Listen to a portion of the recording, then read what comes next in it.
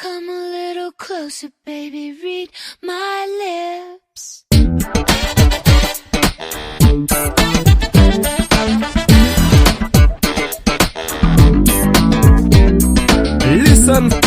Listening. 안녕하세요, 언니들. 루나예요. 벌써 10월 마지막 주가 되었다니 시간이 너무 빠른 것 같아요. 곧 겨울이 다가오면서 날이 훅 추워진 요즘인데요. 자연스럽게 반팔을 입고 문 열고 나갔다가 추워! 이러면서 다시 긴팔로 갈아입는 건 저뿐일까요? 그나저나 11월 23일에 시간 있는 언니들 있을까요? 모르신 언니들 위해서 한 번 더 말씀을 드리겠어요. 레주파에서 진행할 혼자 해도 괜찮아 행사가 있습니다.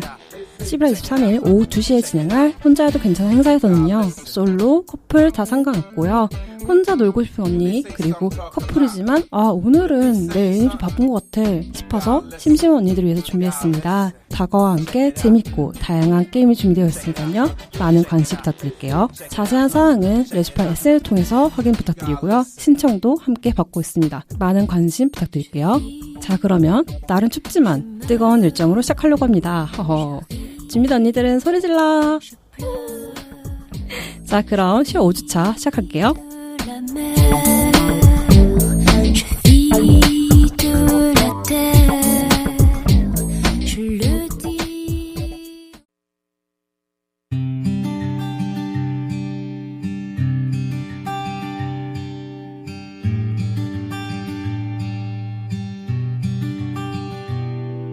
아무에게도 말하지 못했던 이야기, 지금 모으고 모아 전달해드립니다. 이름 모를 그대에게.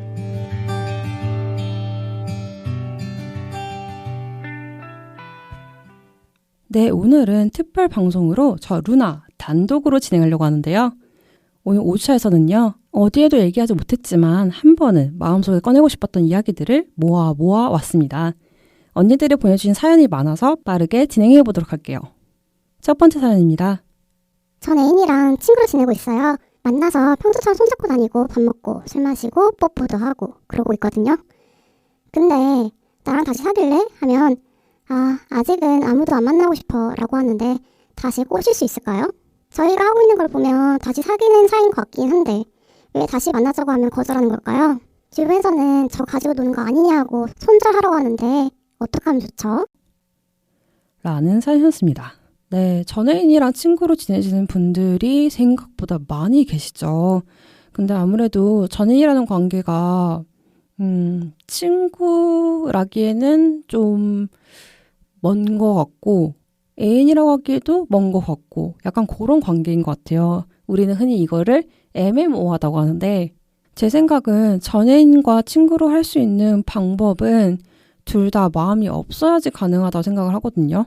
왜냐면 사연에서 나왔다시피 아무래도 사귀었던 관계이기 때문에 좀 더 긴밀한 관계일 수밖에 없거든요.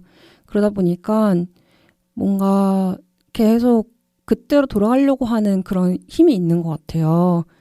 흔히 얘기해서 스킨십부터 시작을 해서 뭐 말하는 방식이라든가 아무래도 다른 관계에 비해서 좀 더 친밀하다 보니까 좀 더 날 것으로 하는 마음도 있는 것 같기는 해요.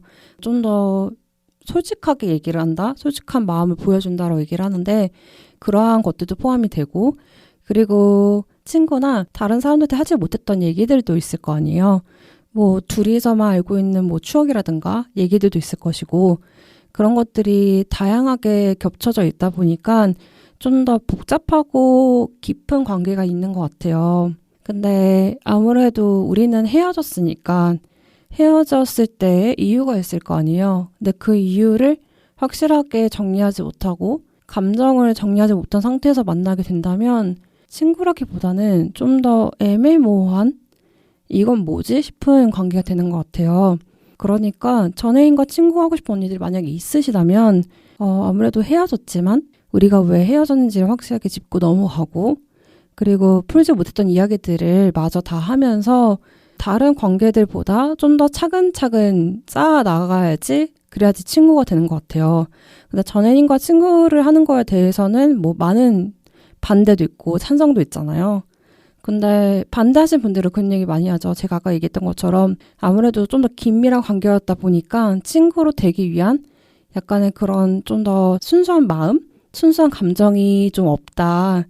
그렇기 때문에 약간의 그 양가의 감정 갖고 있으면서 좀 복잡하다 얘기하시는 분들도 있고, 전애인과 친구로 지내시는 분들은 그래도 우리가 많은 얘기를 했었고 다른 사람들보다 얘가 나를 좀 더 많이 알고 있으니까 좀 더 편안하게, 그리고 좀 더 많은 얘기를 할 수 있다, 좀 더 친한 친구가 될 수 있다라고 얘기하시는 분도 있는 것 같아요.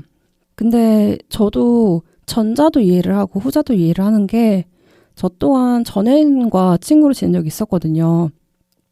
잠깐도 있었고 좀 더 오래 지냈던 친구도 있었는데, 아무래도 둘 다 감정이 제대로 정리가 되지 못한 상태에서 친구로 지내면서 그 감정을 어떻게 정리하냐에 따라서 그 친구의 관계도 좀 정리가 된 것 같아요.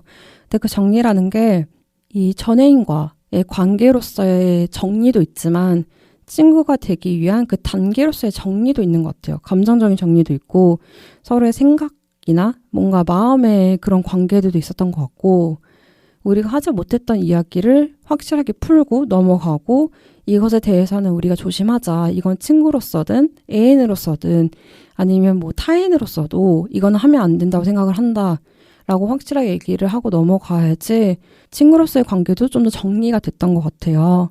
하지만 전애인과 친구로 지내면서 하지 않아야 되는 일은, 그러니까 하지 말아야 되는 일은 애인으로서 했었던 행동은 절대로 하면 안 된다고 생각을 해요. 왜냐면 애인으로서 했었던 행동이나 말을 하는 경우에는 우리는 기억이 의존이 되는 사람들이기 때문에 그 기억과 그 추억으로 다시 넘어가게 되거든요. 그러면 그 생각과 그 감정, 그리고 그 추억이 다시 리마인드가 되면서 정리를 하려고 했었던, 그러니까 친구로 가기 위한 정리 단계에서 우리가 했었던 그 모든 노력과 과정들이 아무것도 안 되는, 초기화가 되는 관계가 되거든요. 이게 약간 전애인과의 감정인 것 같아요. 끝난 걸 알지만 내가 마음을 주고 받았기 때문에 내 마음속에는 아직 그 관계가 정립이 제대로 되지 않은 거죠. 우리가 끝났다는 것을. 머리로는 아는데 마음으로 모른다는 얘기들이 많이 하잖아요. 그런 것처럼 사연자 언니께서도 전애인과 친구로 지내고 있지만 평소처럼, 그러니까 애인으로 지냈을 때처럼 손잡고 밥 먹고 술 마시고 뽀뽀도 하신다고 했잖아요. 근데 어느 쪽에서 먼저 헤어지자고 했는지는 잘 모르겠고 쓰지 않아서 확실하게 얘기할 수는 없지만 저는 그 생각을 해요. 누가 먼저 헤어지자고 말을 했더라도 그 순서에 상관없이 일단은 끝난 관계잖아요. 그러면 확실하게 짚고 넘어가야 되는 게 맞는 것 같고, 근데 그 짚고 넘어야 되는 그 관계 속에서 다시 애인으로 지냈을 때처럼, 우리가 사귀었을 때처럼 다시 시작을 하고 있는 거잖아요. 근데 이제 언니도 여기 썼던 것처럼 우리가 애인을 지냈던 그 평소처럼 하고 다니는 게 있다. 그래서 우린 다시 관계가 다시 사귀는 걸로 되는 것 같은데 그 사람은 아니라고 한다라는 거잖아요. 근데 그런 게 있는 것 같아요. 뭔가 감정을 제대로 정리되지 않은 상태에서, 혹은 내가 이 사람과 헤어지고 나서 뭔가 마음의 정리도 필요하고 생각의 정리도 필요하고, 그리고 연애라는 게 어떻게 보면 달리기와 같잖아요. 이게 느리게 걷든 아니면 진짜 100m 달리기 한 것처럼 빠르게 뛰던 많은 체력과 에너지가 소비가 되는 거고, 그게 신체적이든 감정적이든 많은 것들 소비가 되어 있는 상태잖아요. 소진되어 있고. 그러니까 지금은 끝난 관계지만 다시 사귀기 위해서 재정립할 때까지는 좀 시간이 필요하다고 생각을 해요. 그 사이에는 서로의 감정에 대한 그런 연계, 그리고 중력과 같이 다시 돌아올 수 있는 그런 것들이 있기 때문에 발생하는 약간 습관들이 있다고 생각을 해요. 그게 뭐 손잡는다거나 뭐 다시 스킨십을 한다거나 이런 게 있는 것 같긴 한데, 너무 그런 거에 치우치지 마시고 일단은 언니께서 그분하고 다시 사귀고 싶은 생각이 있으신 거잖아요. 그렇다면 그 상대방이 정리를 하고 좀 여유가 생길 때까지는 기다려야 된다고 생각을 해요. 그래야지 그 사람도 다시 초기로 돌아와서 나와 어떤 관계를 맺고 싶은지에 좀 생각을 할 거 아니에요. 그 생각까지 다 기다려줘야지 다시 시작할 수 있다고 생각을 합니다. 왜냐면 다들 얘기를 하잖아요.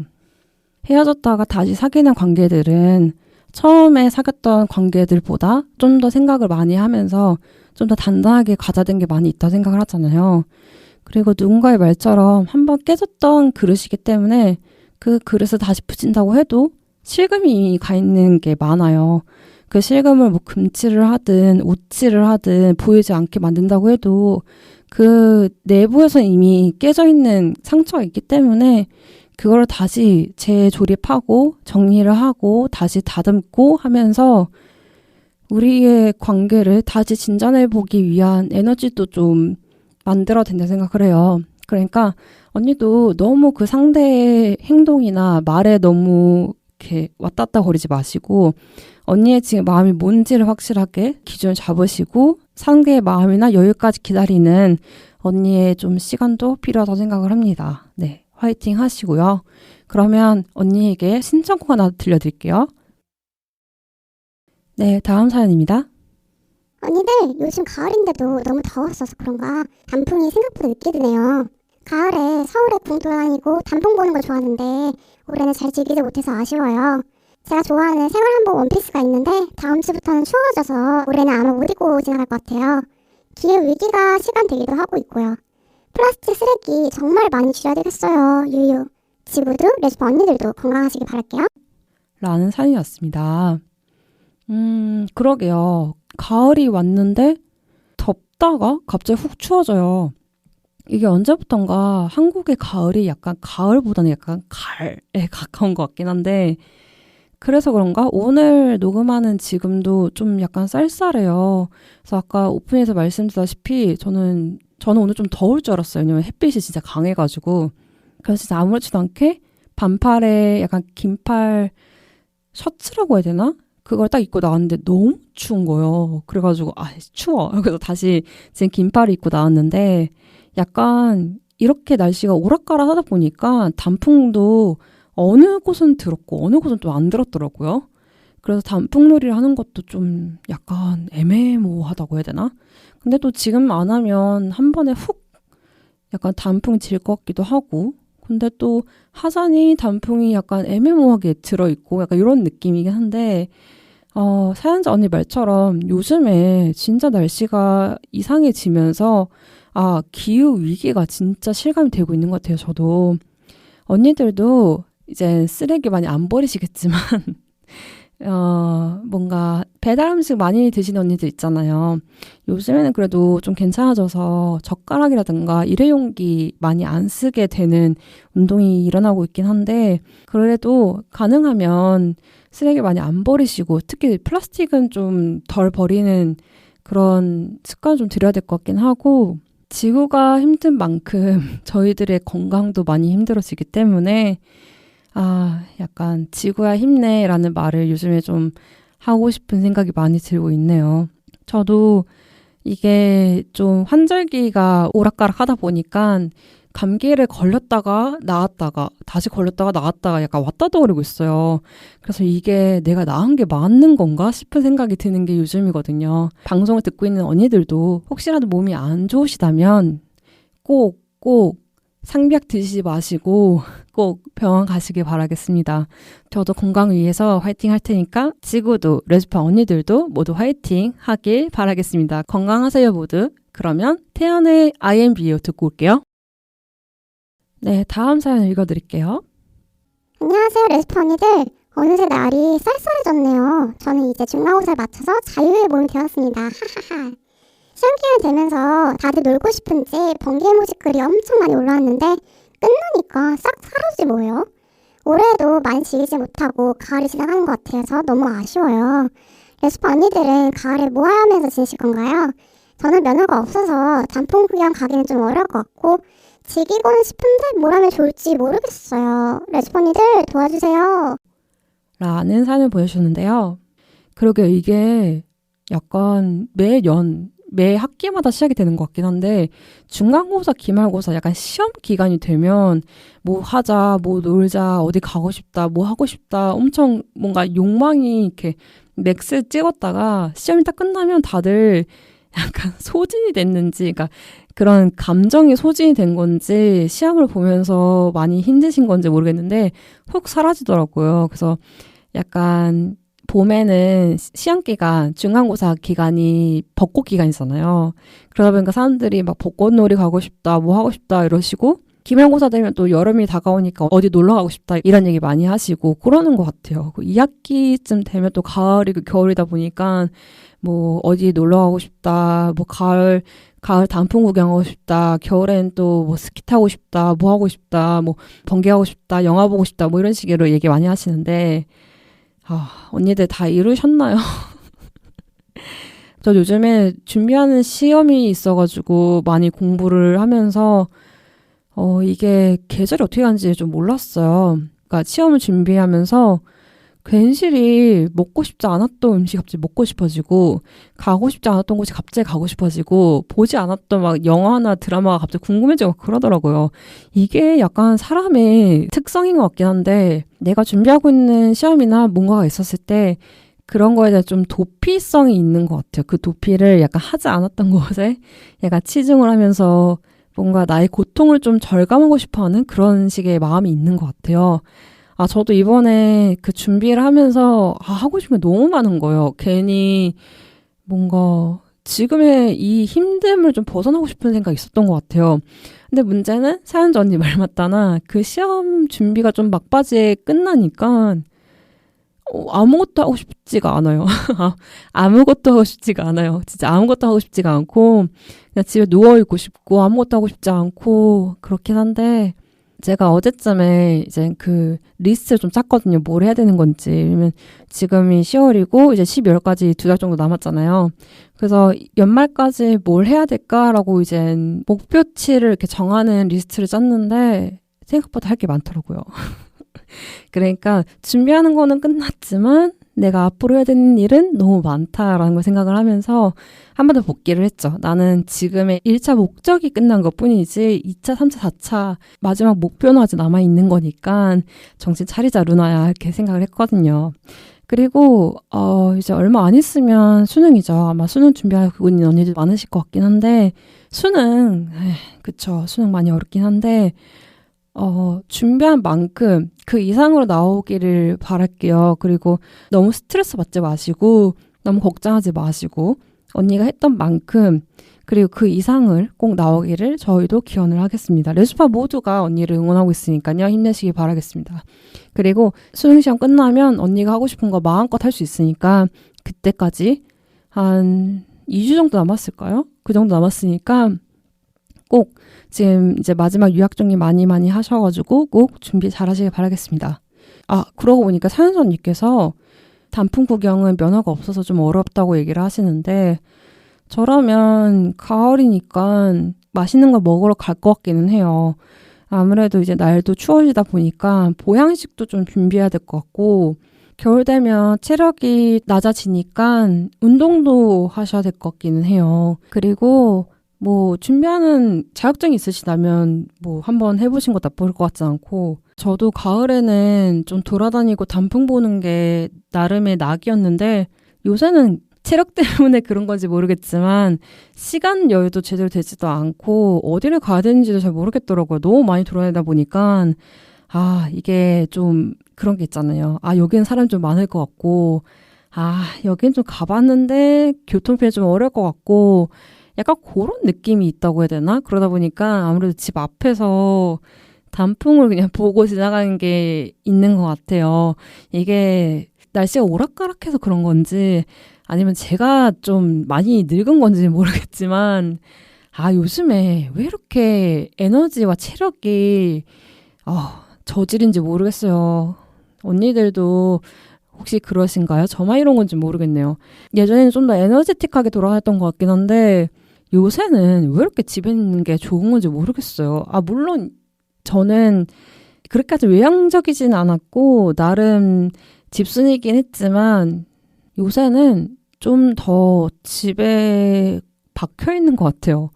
저 진짜 뭔가 생각을 안 하고 있다 보면 집에 막 며칠째 있는 경우도 있었고 특히 연휴 때는 아예 집 밖에 안 나간 적도 진짜 많고 생각해보면 올해 연휴가 길었던 것 같아요. 아닌가? 내년인가? 올해인가? 하여튼 올해도 길었고 내년도 연휴가 길다고 들었거든요. 그러면 저는 내년은 더욱더 안 나가지 않을까 싶은 생각이 드네요. 네. 그래도 이게 저 녹음하면서 오는 길도 나름 단풍이 많이 들었더라고요. 그래서 그런 거 보면서 아, 이게 뭔가 이러지만 그래도 나름 뭔가 자연은 가을을 그래도 나름 만끽하고 있구나 싶은 생각이 들었어요. 그러면서 아, 나도 너무 바쁘게 살지 말고 좀 더 여유 있게 살아야 되지 않을까 싶은 생각이 들었네요. 오늘 오면서. 네. 그리고 제가 들었는데 다음 주인가 다다음 주부터 추워진다고 하더라고요.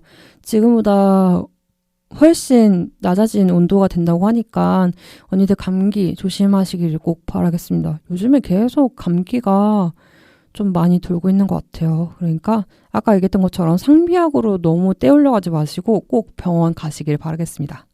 그리고 굳이 가을 단풍이 아니더라도 여러 곳에는 단풍이 많이 필 거니까요.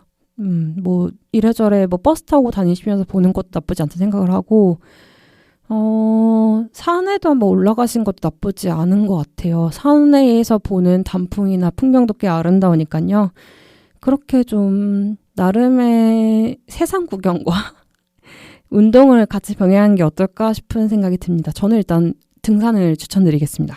그러면 혹시 제가 얘기했던 거 이외에도 재밌게 놀 수 있는 방법이 있다면 저희 레주파 SS를 통해서 알려주시기 바라겠습니다. 그러면 언니가 신청해 주신 곡 한로로의 입춘 듣고 올게요. 네, 노래 듣고 왔습니다. 다음 사연 읽어드릴게요. 안녕하세요, 언니들은 리마인드 데이트 어떻게 생각하시나요? 사실 어쩌다 보니 매 기념일마다 고백했던 날과 똑같이 거의 똑같은 코스로 데이트를 하고 있어요. 같은 지역에서 같은 식당에 가고 공연을 보고 있거든요. 저는 괜찮다고 생각을 하는데 A는 새롭고 신기한 경험들을 살려야 하는 타입이라서 혹시 내색은 안 하지만 지루하지는 않을까 걱정됩니다. 올해는 새로운 지역에 가볼까 도 싶은데 연말에는 어디 가나 붐비고 웨이팅을 할까봐 걱정이 앞서네요. 다음 주부터 춥다는데 다들 감기 조심하세요. 라고 사연 보내주셨는데요. 아, 리마인드 데이트. 근데 이게 기념일마다 하시는 언니들이 좀 많은 것 같아요. 아무래도 처음에 만났을 때 아니면 사귀었을 때 그 추억이 소중하기 때문에 그때 했었던 것도 좀 다시 하면서 그때 마음을 다시 살려보는 언니도 많이 있는 것 같긴 해요. 물론 새로운 거나 뭔가 특별한 것에 설레하는 경우에는 다른 것들도 많이 하긴 하지만 제 생각에는 우리가 처음 갔었던 그 곳이라든가 뭐 음식을 먹으면서 아, 그때는 이런 얘기를 했었지. 그때는 이런 감정을 나눴었지. 근데 우리가 지금은 이렇게 됐군.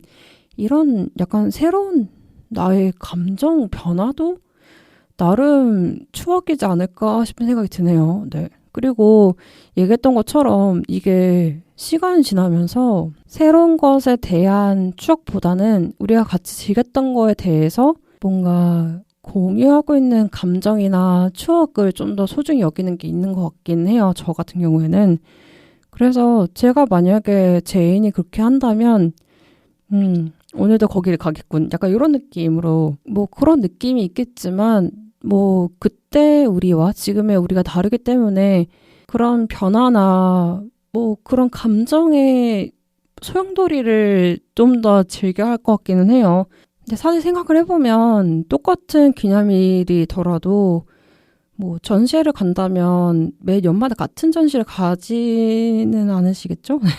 만약에 같은 전시회를 가신다면 뭐 먹는 음식을 좀 다르게 더 먹는다거나 아니면 같은 음식점을 가신다고 하면 뭐 그 코스 중간에 뭐 다른 가게에 가서 뭐 구경을 한다거나 뭐 사진을 찍는다거나 뭐 새로운 것을 뭐 같이 맞춘다거나 그런 식의 약간 변화를 주면 좀 그거는 나쁘지 않다고 생각을 합니다. 그래서 그 정도의 노력은 서로 해야 된다고 생각을 하고요.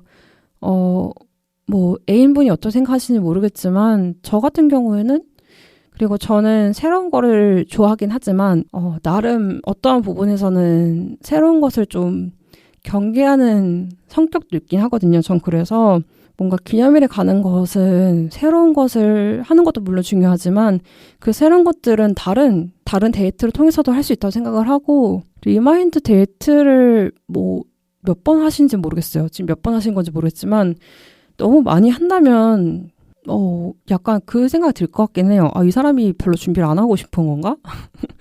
뭔가 하기 싫은 건가? 나에 대한 마음이 좀 식었나라는 생각을 할 것 같긴 한데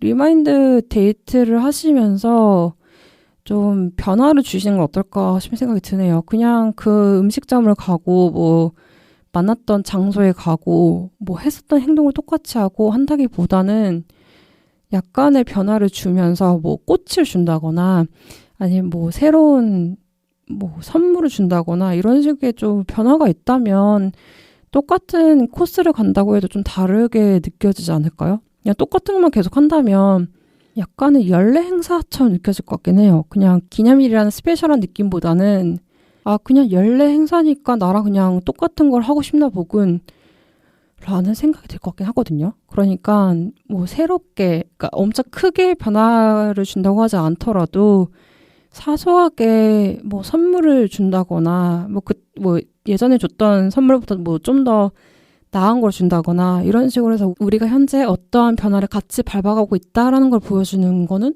나쁘지 않다 생각합니다.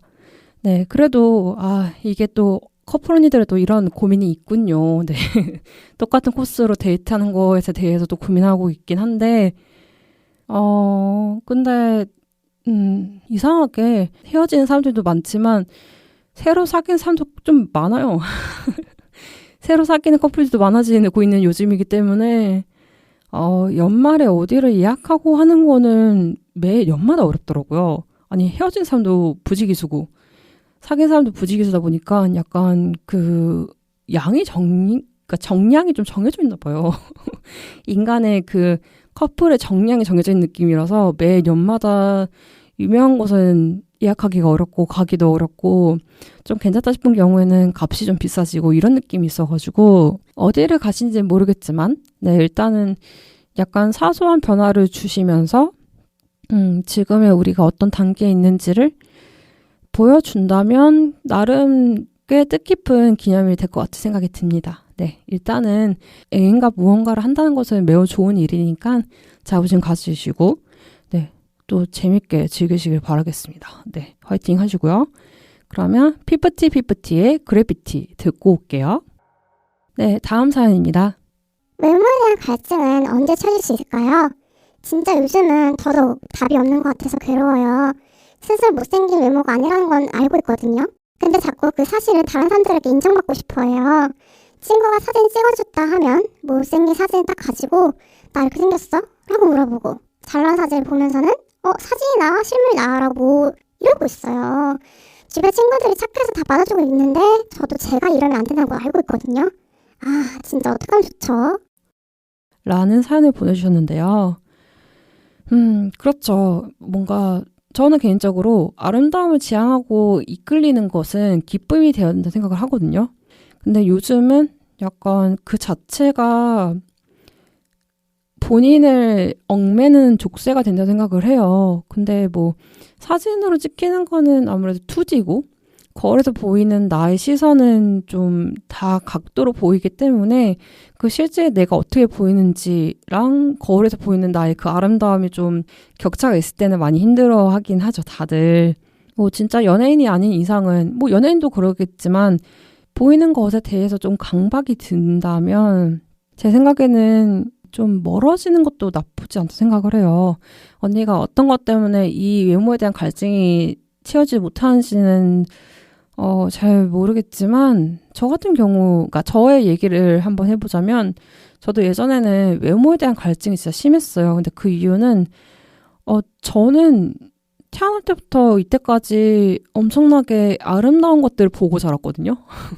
주변에 있는 것들 다 아름다웠어요. 그러다 보니까 그 나와 다른 아름다움에 대한 기준이 나의 미적인 감각에 대한 기준이 된 거죠. 근데 그 감각, 나의 감각에서 나는 너무 하등한 거예요.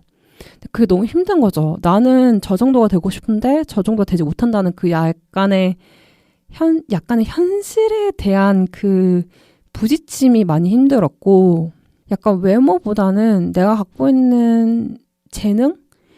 이런 것이 좀 더 빛났다면 나름 괜찮을 것 같긴 한데, 재능도 그렇게 특출나지 못했고 그냥 평범하고 생긴 것도 평범하다 보니까 저의 기준은 날로 높아지는데 나의 기준에서 내가 내 자신을 봤을 때는 너무 레벨이 낮은 거예요.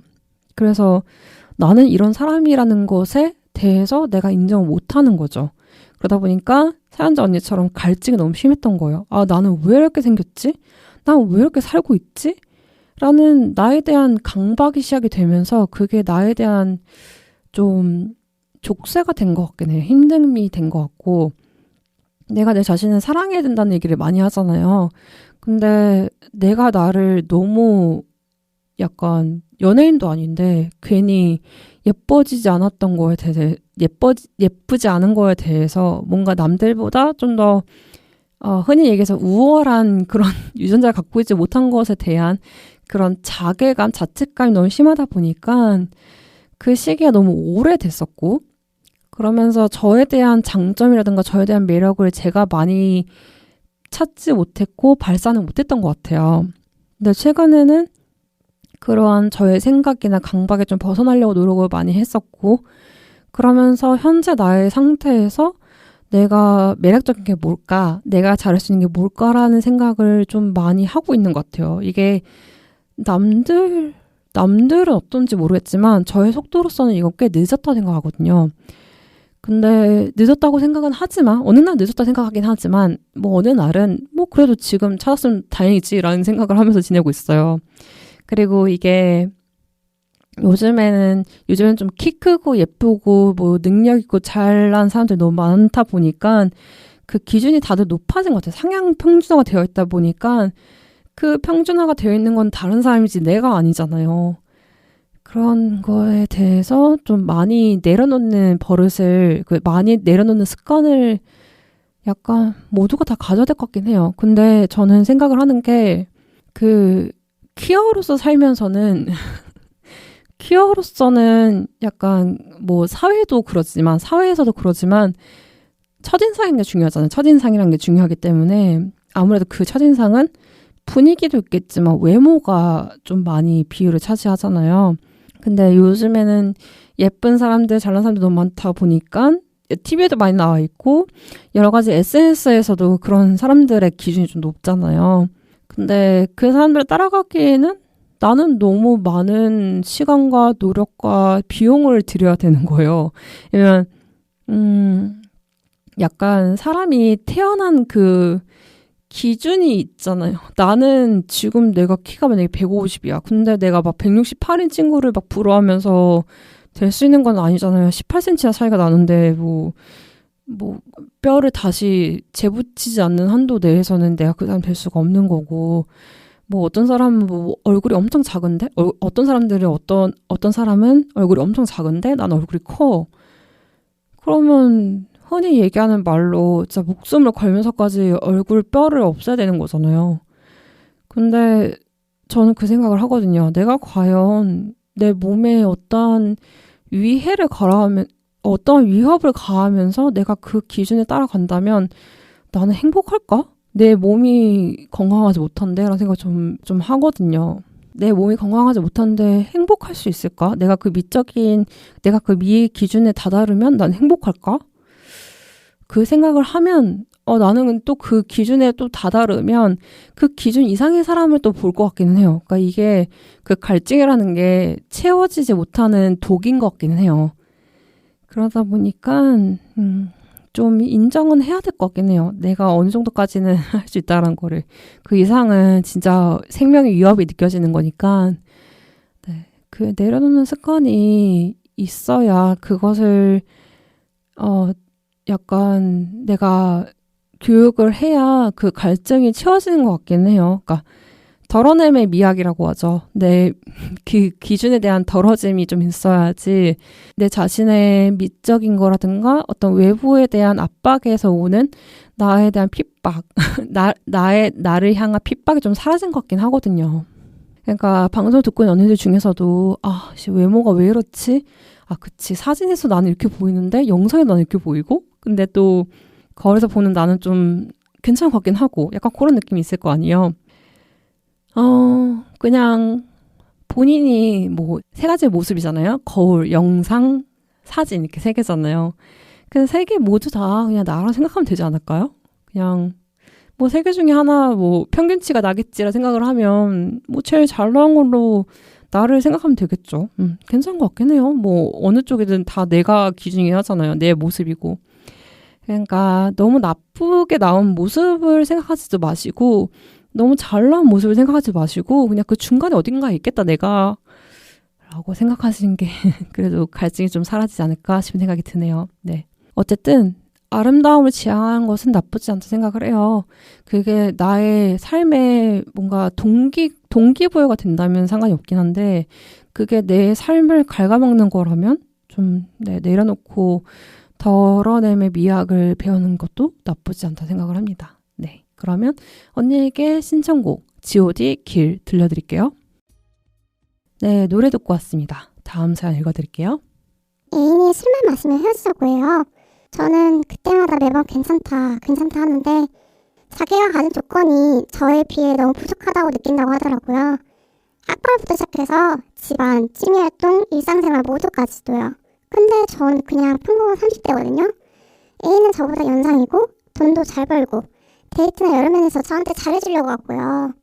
매번 그런 말을 할 때마다 난 조건 같은 거 생각 안 한다. 나는 그냥 언니가 좋은 거다 말을 해도 자꾸 자기 혼자 그런 생각이 드나 봐요.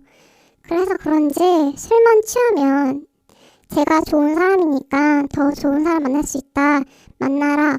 넌 더 잘 될 수 있다. 라고 하면서 헤어짐을 구하는데 그때마다 제가 울면서 잡아요. 이번 여행에서도 같이 재밌게 놀다가 술을 잔뜩 취하더니 다른 사람처럼 돌변해서 헤어지자고 하고 저는 또 울면서 잡았어요. 근데 희한하게 매번 술이 깨면 기억이 안 난다 하고서 미안하다고 하더라고요. 자꾸 이러니까 우리의 관계와 미래에 대한 걱정도 많아지고 나만 놓으면 끝나는 관계인 건가 싶어서 지쳐요. 저는 오래 보는 타입이고 안정적인 관계를 필요로 하기 때문에 결혼까지 생각하고 만난 건데 이런 우리가 과연 오래 갈 수 있을까 싶은 생각이 드네요. 어떻게 하면 좋은 걸까요? 라는 사연이 왔습니다. 그러게요.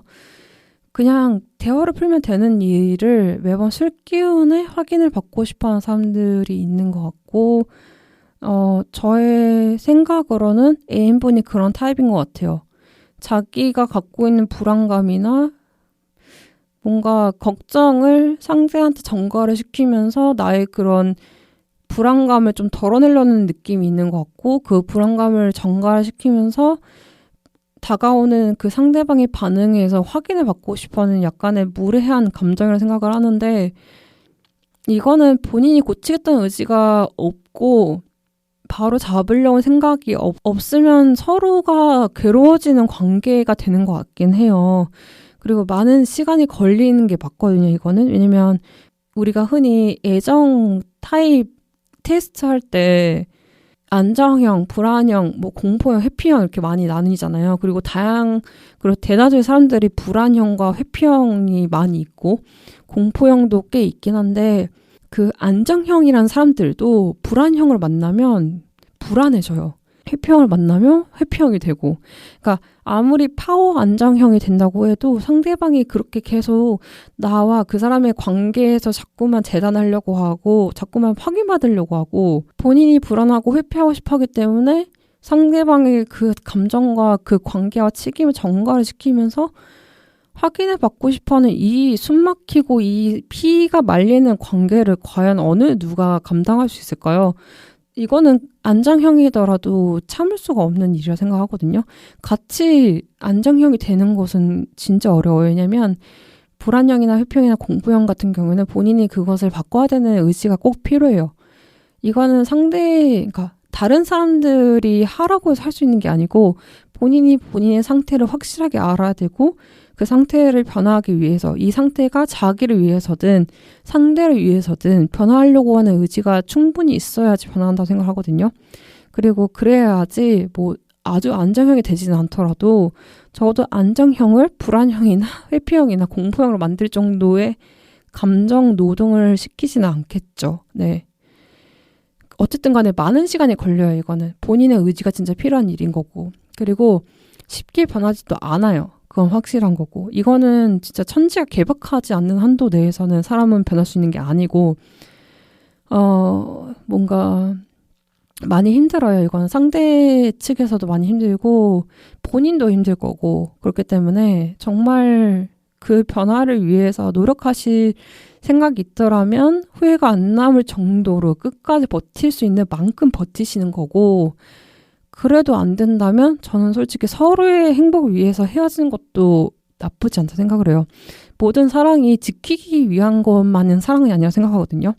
지키기 위해 지키려고 했지만 결국엔 지키지 못했던 것도, 그래서 우리가 서로의 행복을 위해서 서로를 위해서 헤어지는 것도 저는 사랑을 지키는 방법이라고 생각을 해요. 왜냐면 내가 사랑을 지키기 위해서 이 사람이 나한테 하는 무례함과 이 사람이 나한테 보여주는 그 무한한 괴로움과 불안을 내가 다 감당하면서까지 그 사람을 만난다는 게 과연 사랑일까? 싶은 의구심은 들거든요. 그것은 사랑이라기보다는 사랑했던 우리를 지키기 위해서 내가 버티는 것 같아요. 상대는 변화할 생각이 없는데 나만 그 사람을 버틸 수 있는 건 아니잖아요. 근데 또 그런 게 있어요. 그렇게 불안형이나 회피형이나 공포형 같은 경우에는 그런 얘기를 많이 해요. 자기도 노력하고 있다고. 근데 노력을 하겠죠. 노력을 하니까 내가 관계를 이어나가려고 하는 거고. 근데 그 변화를 상대한테 전가시키면 안 되죠. 네. 그것은 본인의 의지고 본인이 바뀌어야 되는 거고, 확실하게 가시적인 변화가 없는 내에서는 변한다고 얘기를 하는 것은 과연 상대를 불안하게 확인을 하면서까지 갉아먹으면서까지 하는 이 관계에서 어느 정도의 메리트가 있는지 잘 모르겠습니다. 네, 어쨌든 술을 마실 때마다 헤어지자고 하시다니, 이것은 네, 심지어 30대시라고 하는데 30대보다 연상이라고 하셨죠? 근데 저는 그 생각이 들어요. 나이가 먹을 만큼 먹었으면 이제는 본인의 행동에 책임을 지셔야 되는 생각하거든요. 책임을 지지 못하고 저는 상대와 함께 인생을 같이 가겠다는 것은 정말 어불성설이시고요.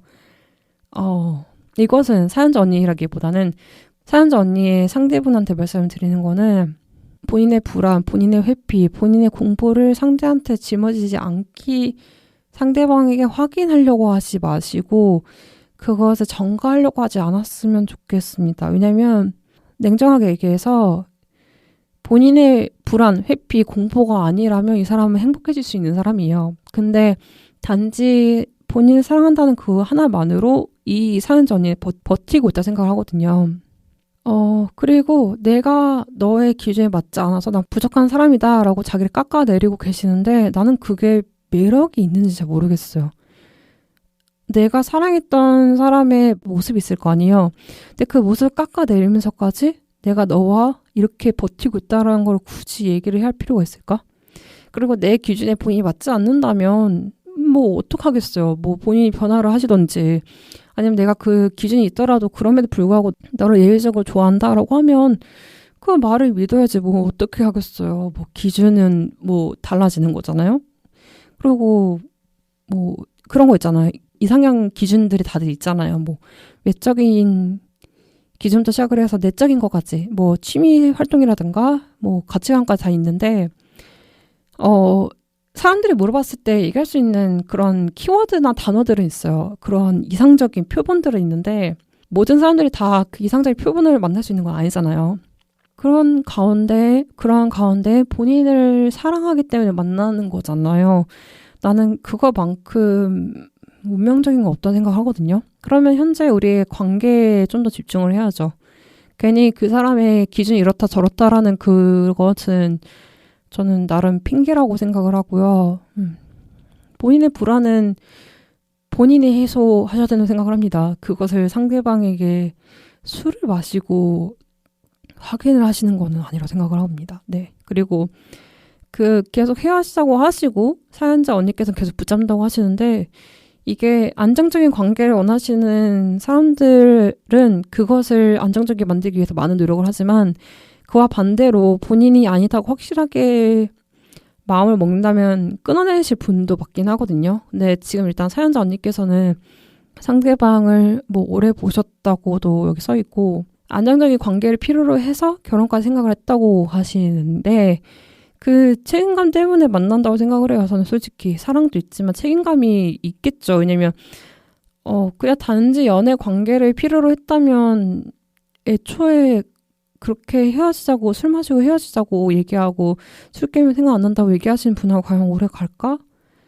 싶은 생각이 들거든요. 근데 어쨌든 사연자 언니께서 책임감을 가지고 관계를 이어나가려고 하시잖아요.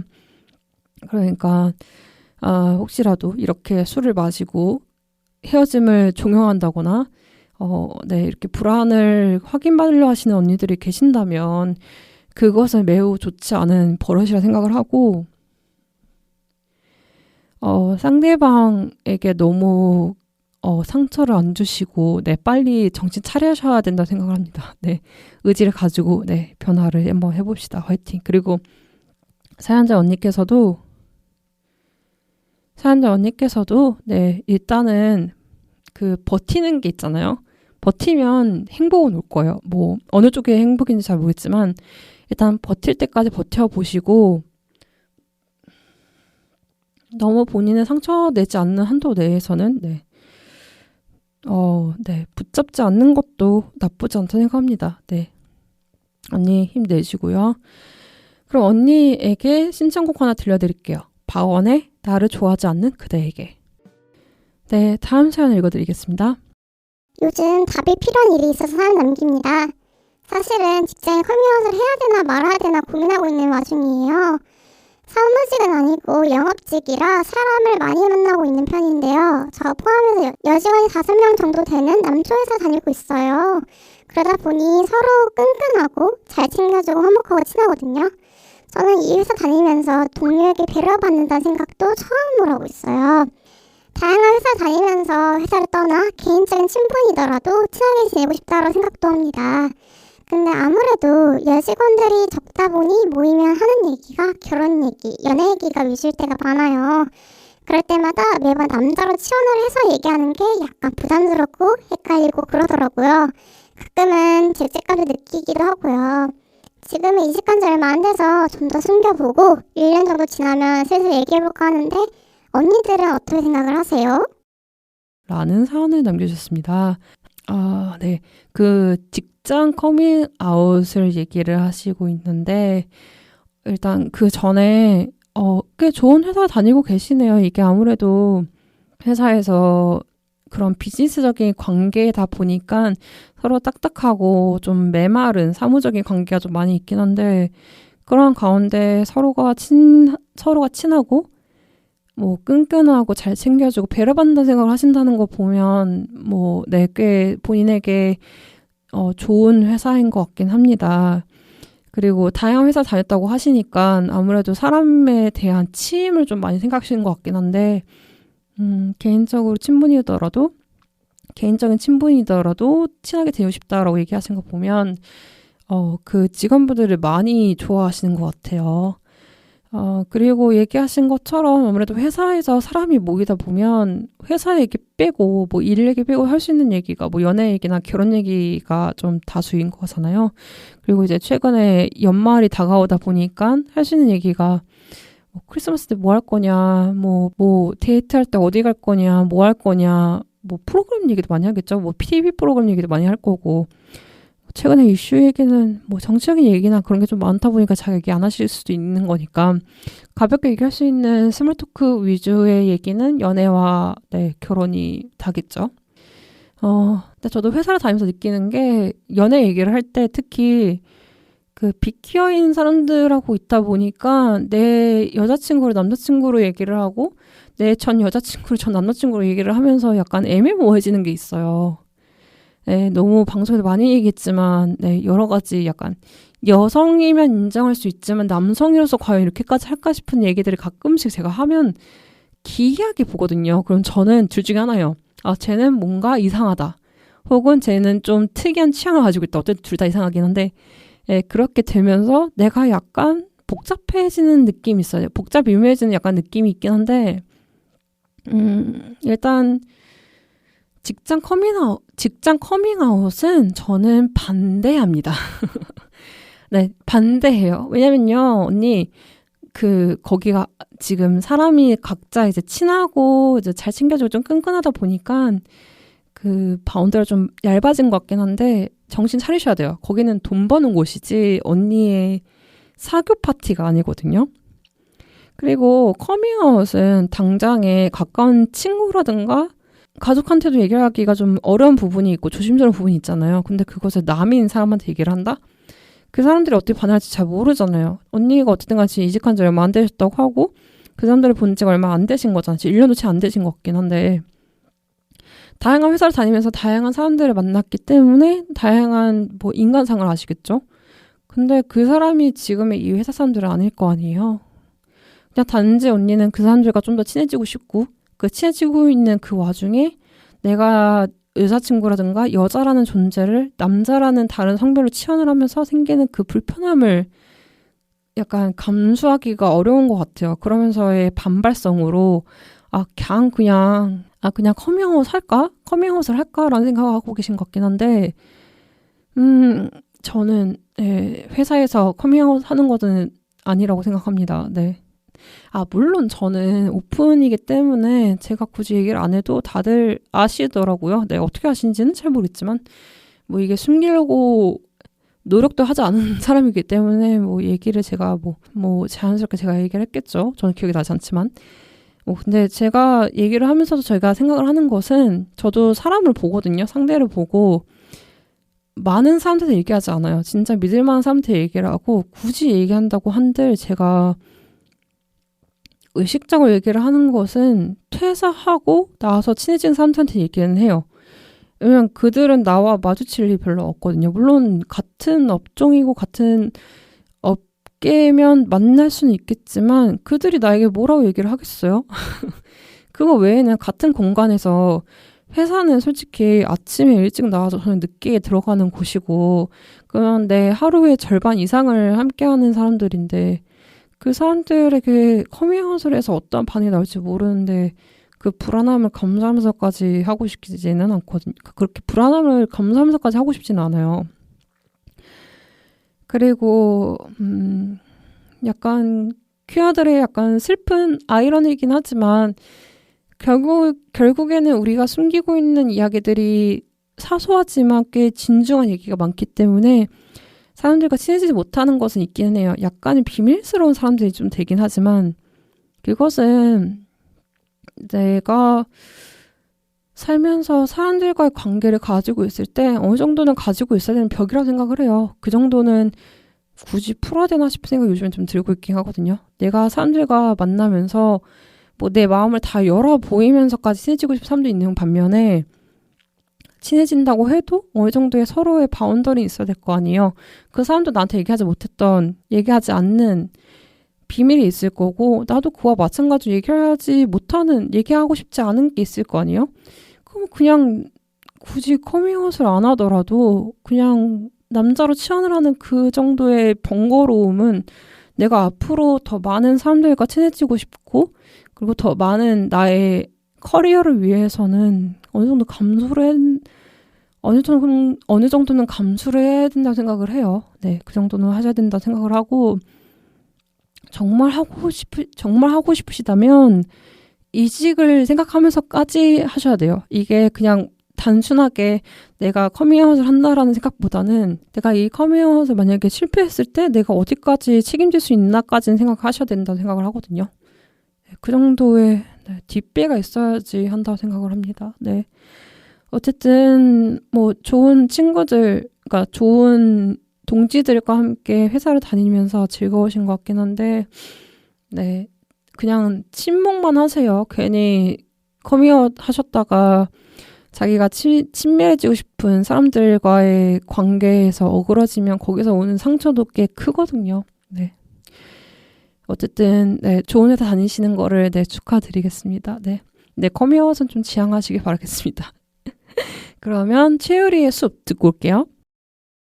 네, 노래 듣고 왔습니다. 다음 사연이 도착했습니다. 한번 읽어드릴게요. 제가 바라는 거는 진짜 사소하거든요. 그냥 여자가 좋아요. 외모든 취향이든 키워드든 조건 필요 없이 그냥 여자가 만나고 싶어요. 근데 자꾸 저를 판매해야 되는 이 상황이 너무 괴롭고 좋지 않아요. 물론 가치관이나 생활 기준 같은 거는 비슷해야 같이 있으면서 행복하게 지낼 수 있다는 건 알고 있어요.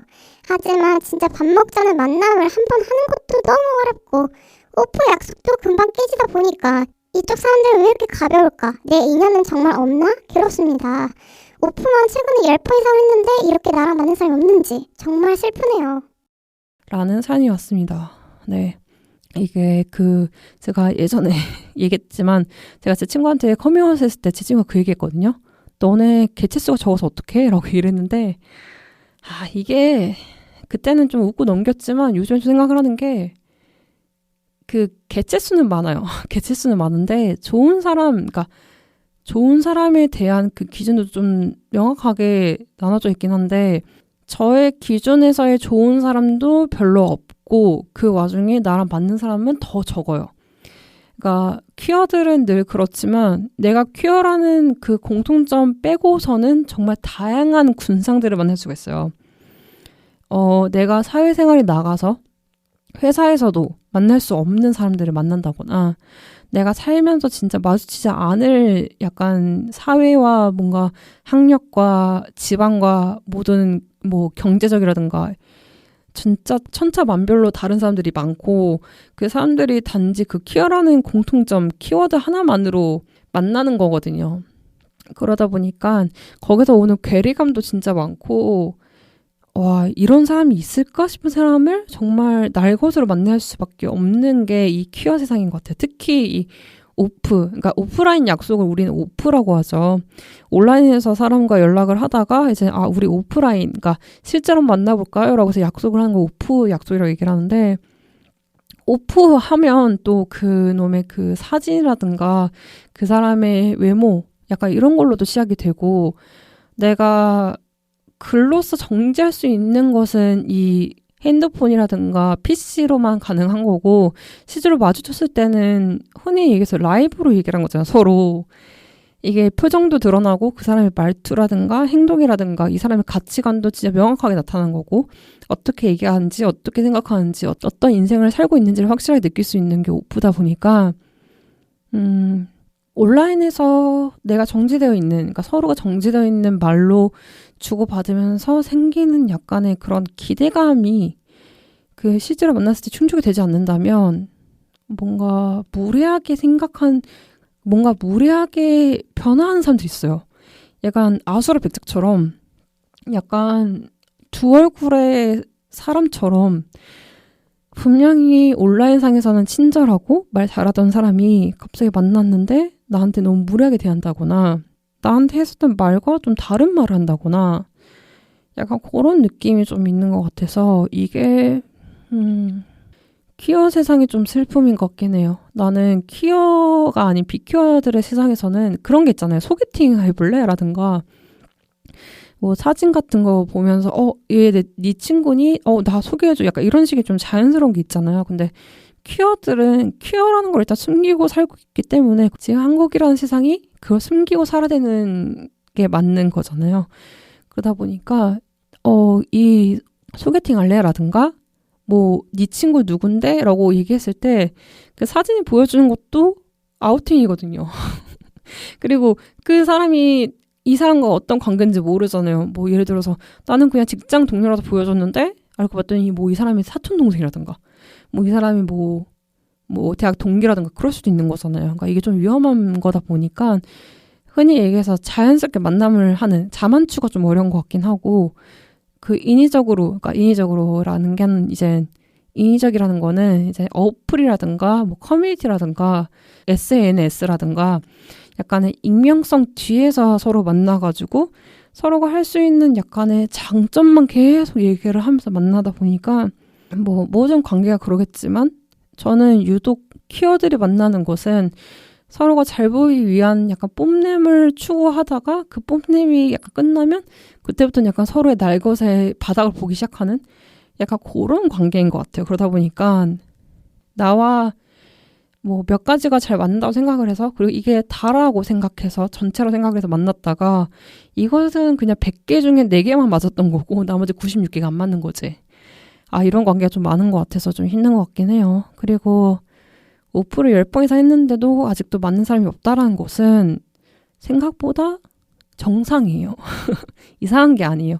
그러니까 이상한 거는 오프를 한두 번밖에 안 했는데 뭐 여자친구를 만난다거나 진짜 소울메이트를 만난다는 것은 진짜 운명적인 거고 그건 진짜 희한한 거예요. 얘기했던 것처럼 퀴어라는 그 공통점 외에는 우리는 가지고 있는 게 극히 드물어요. 공통점들이. 근데도 불구하고 그 한두 번 만에 만나서 만난다? 그럼 진짜 운명적인 거죠. 그리고 그 운명이 오래 가냐? 그건 잘 모르겠어요.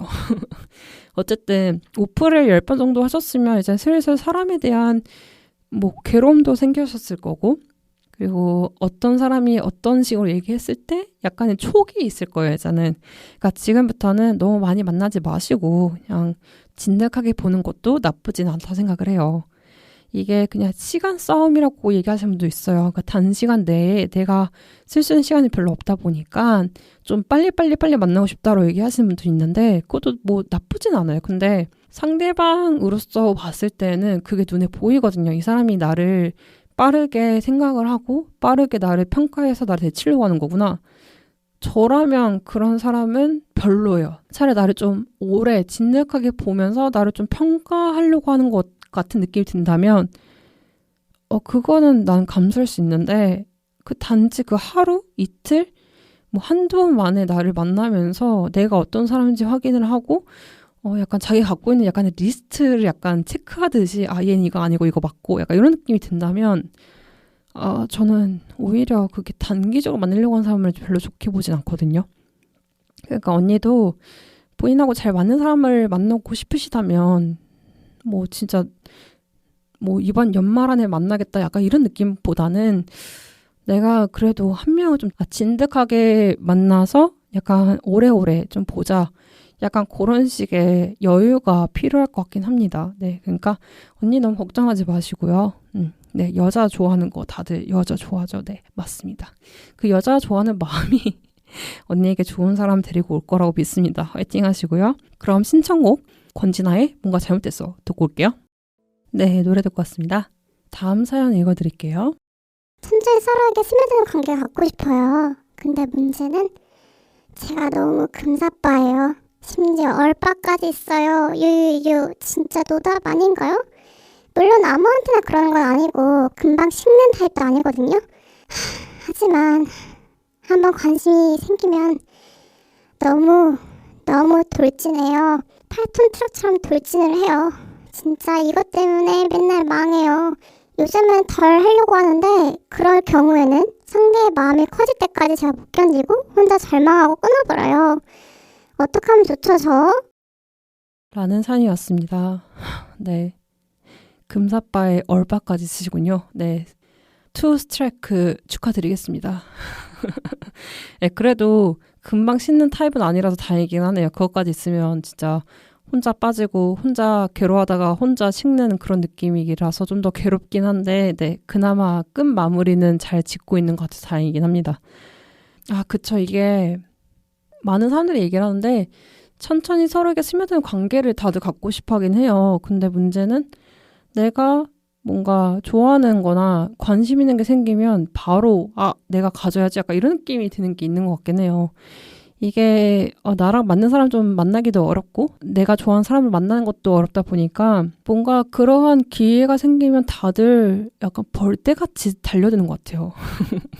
이게 비단 개인의 문제를 떠나서도 뭔가 단체 번개라든가 좀 많은 사람들이 모여있는 모임이라든가 그런 데 가면 이게 그냥 친목을 위해서 온다고 해도 어느 순간에 그 친목을 가장한 약간 연애 프로그램처럼 되는 경우가 있어요. 저는 그게 너무 신기한데 사람들은 친구를 바란다고 하면서 그 친구에서 연인으로 가는 그 관계를 필요로 해요. 뭘까라 생각을 해봤을 때는 무조건 내가 나는 호감을 가지는 연애가 필요하다. 그래서 내가 모임에 나간다고 얘기하면 약간 연애에 환장한 사람이 되는 거고 친구만 바란다고 하기에는 친구로서 할 수 있는 것은 그게 있잖아요.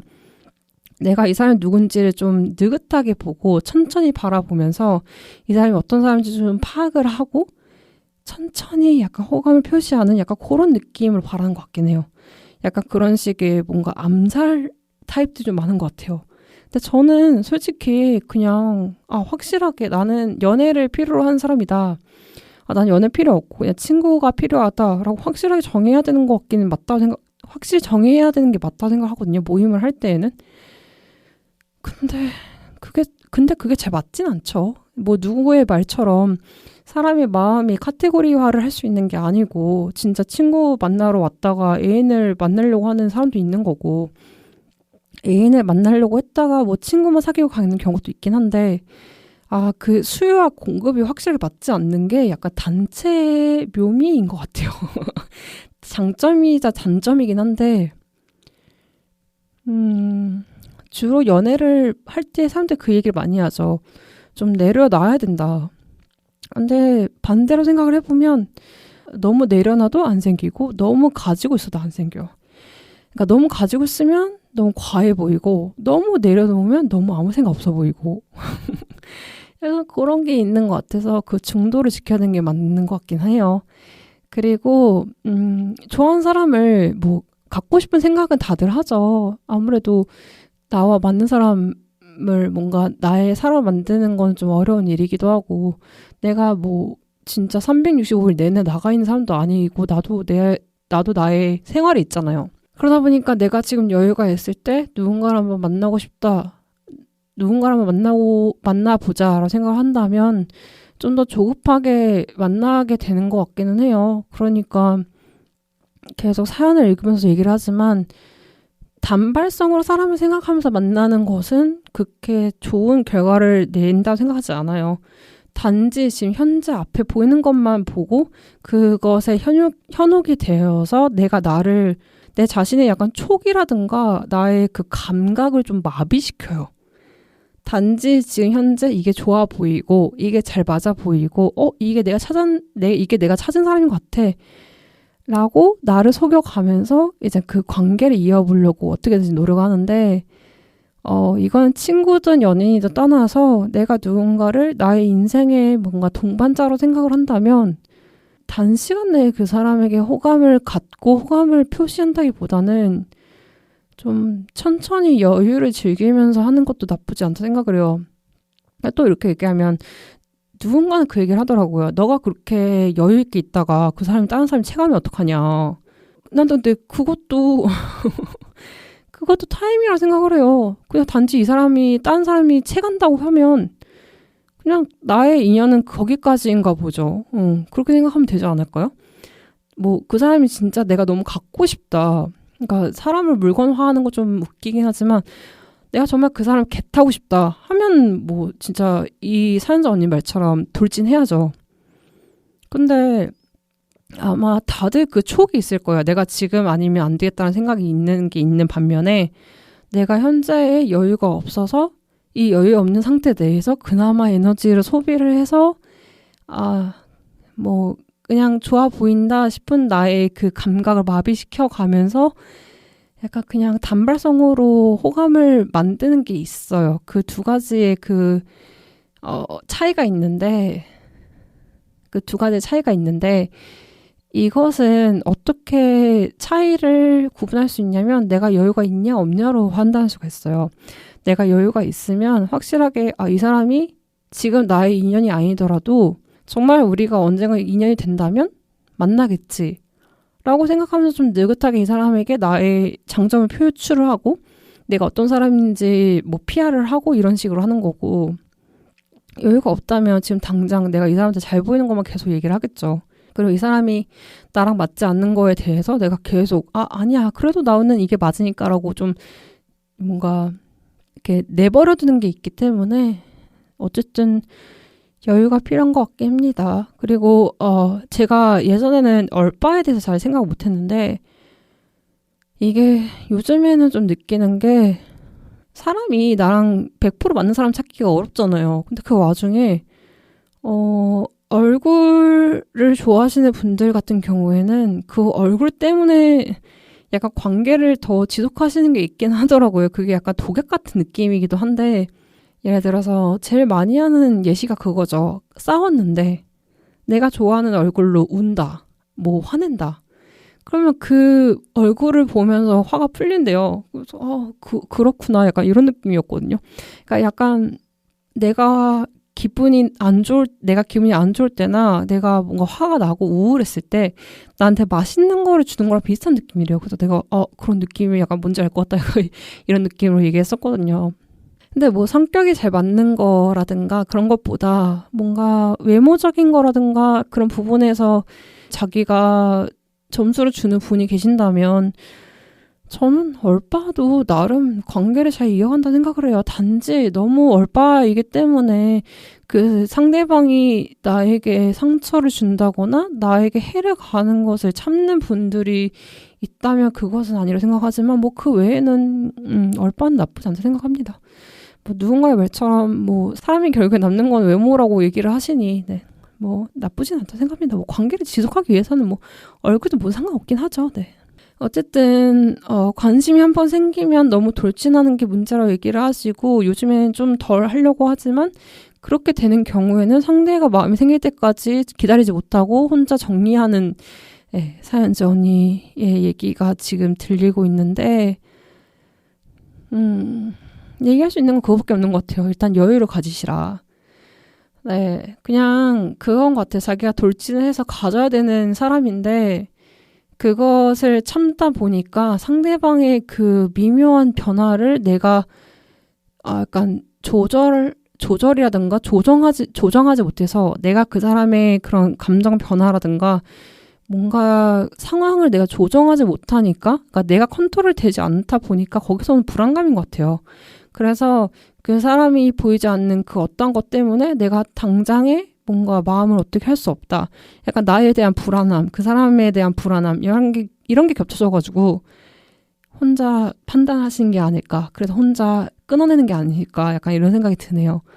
근데 그러한 불안감이 가득한 관계로 살아남는다면 그 관계가 오래가진 않다는 생각을 합니다. 일단 첫 번째로는 본인 자체가 물론 그러니까 돌진하는 거 나쁘지 않다 생각을 해요. 너무 이 사회, 특히 이 퀴어 사회에서는 다들 소극적인 게 너무 많기 때문에 누군가는 기다리는 사람도 있지만 누군가는 가져야 되거든요. 이렇게 겟해야 되고 누군가는 이렇게 가져가야 되는 사람이 있는 반면에 기다리는 사람이 너무 많아요. 이 퀴어 사회에서는.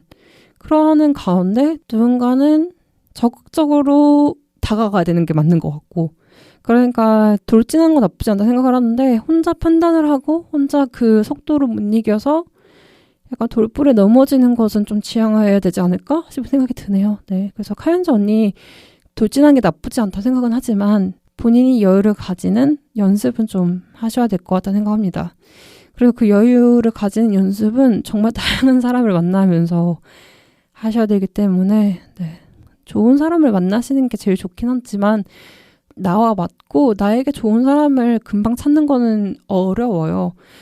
뭐 어렵다고 하지만 생각보다 빨리 만날 수 있긴 해요. 이건 진짜 타임이라고 생각하기 때문에 일단은 차츰차츰 본인이 어떠한 상태고 어떠한 속도를 가고 있는지 그 속도가 너무 빠른 건 아닌지 너무 느린 건 아닌지 한번 체크를 해가면서 그 중도를 한번 찾아가는 게 어떨까 싶은 생각이 듭니다. 네, 천천히 서로에게 스며드는 관계에 저도 너무너무 좋다고 생각합니다. 언니가 꼭 그런 관계를 갖길 바라겠습니다. 네, 일단 언니의 신청곡을 들으면서 저희는 코너를 마무리하려고 하는데요. 어떠셨나요? 오늘도 진짜 다양한 얘기가 많이 오갔죠. 네, 정말 아무에게도 하지 못했던 얘기지만 누군가에게는 하고 싶은 얘기들이 진짜 너무 많았는데요. 일단 계속 얘기하지만 여유가 가장 중요한 것 같긴 해요. 내가 지금 어떤 관계인지, 내가 지금 어떤 단계에 있는지, 어떤 속도로 내가 가고 있는지를 확실하게 생각을 하고 그리고 내가 어디까지 책임을 질 수 있는지도 확실하게 생각을 해봐야 될 것 같기는 해요. 그냥 무작정 달려가고 무작정 기다리고 무작정 안주하는 것보다는 현재 상황에 대해서 좀 현실 자각을 해야 되는 일이 좀 많은 것 같아요. 네, 그게 나에게 상처가 될 수도 있고 나에게 슬픔이 될 수도 있지만 그 슬픔과 상처를 딛고 이겨내야지 나의 기쁨이 온다는 생각을 합니다. 저는. 네, 그러니까 사연 주신 언니들 모두 힘내시고 다 솔직히 다 깊은 고민이 맞아요. 그 깊은 고민이 꼭 잘 풀리기를 저는 바라겠습니다. 그럼 저는 클로징으로 찾아올게요.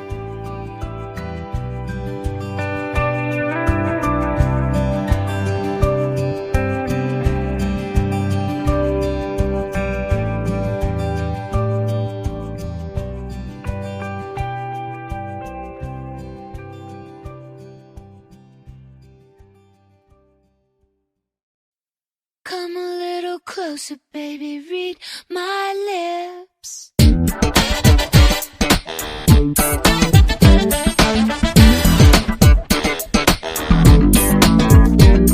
Listen.